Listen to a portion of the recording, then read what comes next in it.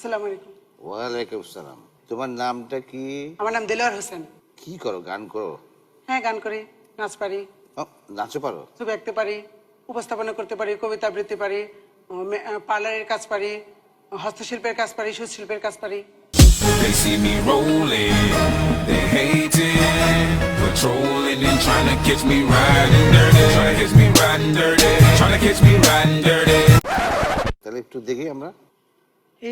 লাবণ্য পূর্ণ প্রাণে প্রাণে সহে আনন্দ বসন্ত সমাগমে বিকশিত স্নিগ্ধ কুসুম হে